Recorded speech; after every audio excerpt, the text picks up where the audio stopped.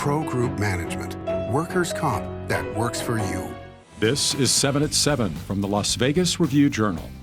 Good evening. You're watching 7 minutes of nonstop news from the Las Vegas Review-Journal. I'm Carrie Roper. Thank you for joining us for 7 at 7 p.m. on this Friday, February 12th. Entertainment news sponsored by Las Vegas Motor Speedway tops our 7 at 7 tonight as five-time Jeopardy champion Brayden Smith has passed away at the age of 24. As Jeopardy fans may already know, Brayden Smith lived in Las Vegas. He was a UNLV grad and before that attended Liberty High School in Henderson. Right now, the condolences are pouring in online. A mom posting so saddened to learn of the untimely passing of this likable, intelligent young man. Another writing sincerest condolences for your loss. Fly high, Brayden. A cause of death has not yet been released. And in your top stories, sponsored by Carnegie Heights, Governor Steve Sisolak signed a $50 million COVID relief package for Nevada's small businesses this morning. Renee Summerhour has more on what relief the bill will provide. Carrie, the $50 million package known as Assembly Bill 106 brings the total funding for the program to over $100 million. The funding comes from federal COVID-19 relief dollars. So far, about 4,600 small businesses and nonprofits have benefited from the program, each business typically getting about $10,000 grants. Here's what the governor had to say about the package. These are not brick and mortar. These are people. These are families. These are individuals.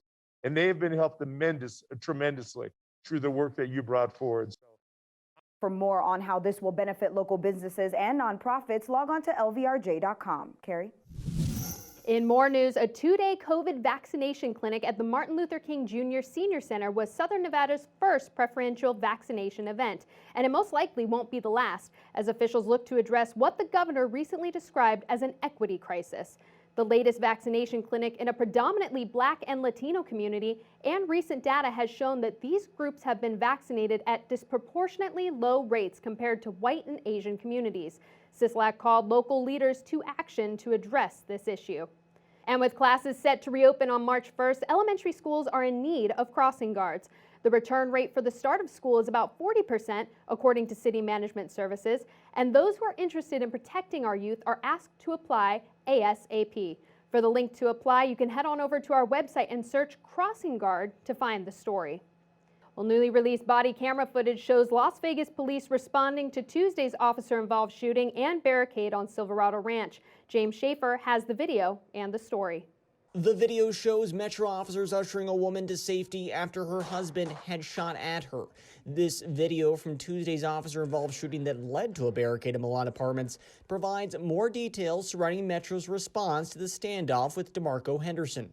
It had started with Henderson's stepdaughter calling 911 after her mother passed her a note asking for help.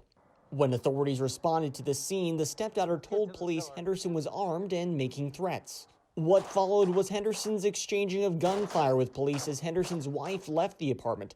Later on, police saw smoke coming from the apartment, and finally Henderson was found in his apartment with a self-inflicted gunshot wound. Metro tells us Henderson was not struck by any bullets fired by police. Watch the windows, watch the windows. In your business news, sponsored by the Las Vegas Chamber, a recent survey conducted by Nevada's Cannabis Compliance Board has shown that despite the fact that people of color make up nearly half the marijuana workforce, the executive level is predominantly white. Review-Journal's Colton Lockhead tells us more about this new data. Tyler Klimas, the executive director of the Cannabis Compliance Board, said that the data will be used as a baseline, something that they can use to look back at and see just how well or how poorly future initiatives to increase diversity have worked. Now it's time for your weather, sponsored by Michael Gaughan's South Point Hotel, Casino, and Spa. After a week of warm weather, the Las Vegas Valley will be cooling off this weekend and going into next week. Tomorrow and Sunday, highs are looking to cap at around 65 degrees with lows in the 40s. We'll also get plenty of gusty winds coming from the northwest, as well as a slight chance of rain on Saturday, though it's only a 20% chance as of now. Looking ahead, the beginning of next week will likely stay in the low 60s range before picking back up towards the end of the week. Sports, sponsored by Scenic Brewing Company. Happy Friday, I'm Cassie Soto with this sports update. Raiders owner Mark Davis has officially been approved to purchase the Las Vegas Aces from MGM Resorts. The WNBA and NBA Board of Governors unanimously approved the sale of the Aces from MGM Resorts International to Davis. WNBA Commissioner Kathy Engelbert said in a statement, quote, "We are confident that Mark's business successes, franchise and brand expertise, and passion for supporting women's basketball will take the team to even greater heights." Now here's your sports betting update. A week after the Super Bowl, the Super Bowl of auto racing will take center stage Sunday at the Daytona 500. There's a quartet of co-favorites at the Westgate Sportsbook, where drivers Denny Hamlin, Joey Logano, Ryan Blaney, and Chase Elliott are each 10-1 to take the checkered flag.